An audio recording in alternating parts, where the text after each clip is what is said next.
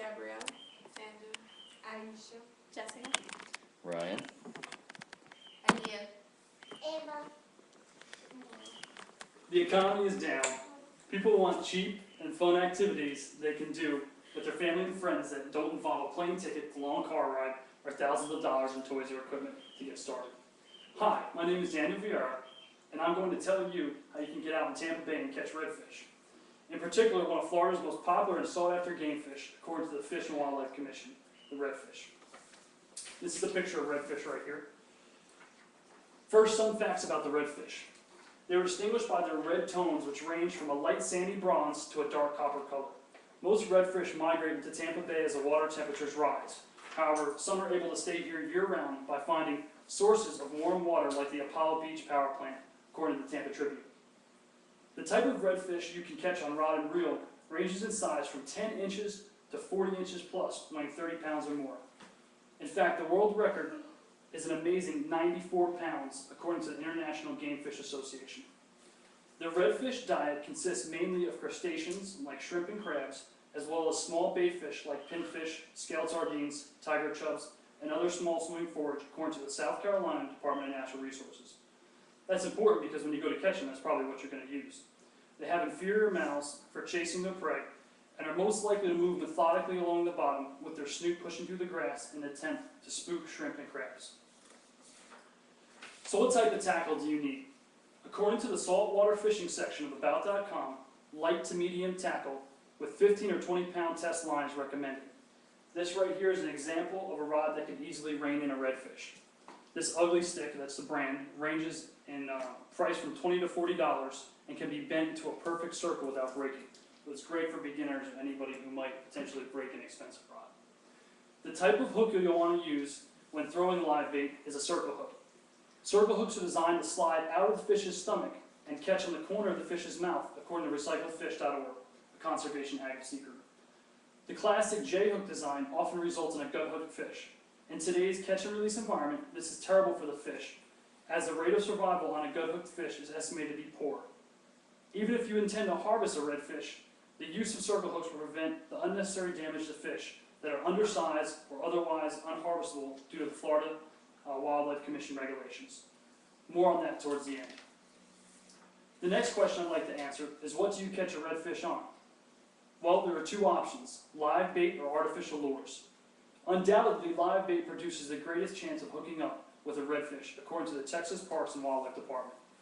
Examples of live bait include shrimp, blue crabs, pinfish, and scaled sardines. Redfish are not picky eaters. If you put a piece of live wiggling bait in front of their face, they will eat it. The second type of baits are artificial. These include spoons. Pass one around. They spin through the water. They're sharp too, making flash and noise that mimics a school of pinfish. The next one would be a soft plastic lure, like this. And you can bounce those off the bottom. Some of them have weights in there, or you can swim them through the water. It's up to you. There are also hard plastic lures like this mirror lure right here, which is very sharp. These come in many varieties. Some sink fast, some sink slow, some float on the surface of the water. The goal of these lures, according to the Snook Foundation, is to search for the fish and then present an injured fish profile. Typically, they are twitched in the water with very light snaps of the rod against a taut line. Another method with these hard baits is to simply retrieve them slowly through the water. Where to catch redfish? Redfish, like most marine predators, go where the food is. You'll want to fish in shallow water, 1 to 4 feet deep, around grass beds, oyster bars, and any other marine habitat that is rich with life and activity, according to the Texas Parks and Wildlife Department. You'll also want to check the tides before your trip. The National Oceanic and Atmospheric Administration defines tides as the variations in the surface level of water in oceans, bays, gulfs, and inlets. And this is a picture of tide. The left side is high tide, the right side is low tide. The moon's movement around the Earth is the principal cause of our tides. There are 3 primary tides: incoming or flood tide, which is then when the moon is rising and the shores will be covered. The highest point of the flood tide is known as high tide, which immediately transitions to the slack tide phase, which is a period after the tide has come all the way in before it starts to go out. This can last 20 minutes for an hour, and it is a very poor time to fish since there is little current. The last time of the cycle is outgoing tide, which is when the water line is receding. There is no clear consensus on whether the incoming or outgoing tide is best for redfish. Next, I'd like to discuss the physical mechanics of how to catch a redfish under the live bait scenario. So you've gotten yourself into a likely redfish habitat. You have your live bait, and you are either standing on top your boat or knee deep as you wade into the bay. What do you do next? Well, you're going to have to cast your bait. And to cast your bait, you'll want to hold the rod and press down on the main line, like so, and pinch it against the rod. You'll uncock the bail, you'll draw the rod behind you, and in a smooth motion throw in front of you, and hopefully your bait will land in the water where you want it to go. Just be really careful when you're doing this that you don't whip your hook around and catch yourself in the face or your neighbor in the face. Livestrong.com, a how-to website, describes this in detail. You'll then want to wait patiently for at least 10 minutes with your bait in the water to occur before reeling up your bait and trying it again. The next aspect is setting the hook. In other words, getting the hook to pierce the fish and provide a positive connection. When using circle hooks, you don't need to forcefully jerk on the rod to set the hook, as with classic J hooks. That is according to recycledfish.org. The circle hook is most effective when the weight of the fish is swimming away and it sets the hook for you. To set the hook, simply reel slowly up or gently raise your rod tip until you feel a deep bend. Once you feel that the fight is on and that the redfish will be doing everything in its power to get away from you, that's how you know.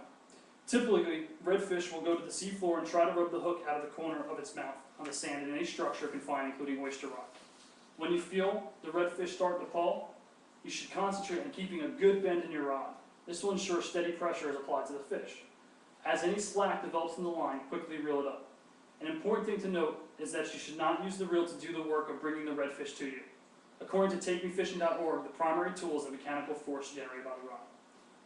Once you've got once you have the fish within a rod's length, then you have to land it. To do this, you can use your hands, or you can use a variety of tools. The first one is called a lip grip, and I'll pass that around. And the second one is called a boga grip. According to the Florida Fish and Wildlife Commission, they have a video that shows you how to use these tools and safely handle fish. Bare hands are also suitable, but before you touch any fish, you'll want to wet your hands first so that they don't wipe off the fish's protective slime. You want to quickly remove the hook from the fish. If the hook is buried deep inside the fish in a place you cannot easily reach, do not pull or tug on the hook in an effort to remove it. That will more than likely just kill the fish. Simply cut the line as short as possible. If you release the fish, the hook will rust out quickly and the survival rate of the fish is actually increased. Again, Florida Fish and Wildlife has a great video series on how to properly handle fish. Search for it on YouTube. The last thing I want to cover is the law. Florida Fish and Wildlife Conservation Commission governs when and by what means and of what size redfish you can legally harvest in the state of Florida. And I'm going to pass around the basic recreational saltwater fishing regulations. The rules are, but not limited to, 1 fish per harvester per day. A minimum size of 18 inches with a maximum size of 27 inches. Bring a tape measure along, like this small one from Home Depot, and learn the proper method to measure a fish as prescribed by FWC. According to them, penalties for harvesting an illegal fish can include fines, jail time, and even felony convictions. Remember to take a fish identification card, or at least leave it in your vehicle. That way, if you catch a trout or other common catches, you'll know what you've caught, and if you can keep it. A shoreline license, which is free, is required for anyone fishing from shore or wading with a saltwater license. Fishing from shore. If you fish from a vessel, you need a saltwater license, which is I'm going to pass around now. They're approximately $18 a year, and children are free. For a complete text of the law, visit FWC's website at fwc.gov or Google FWC in your browser. I hope everyone learned something new and fantastic about one of the most popular recreational activities in the state of Florida. If there are no questions, this concludes my presentation. Thank you for your time.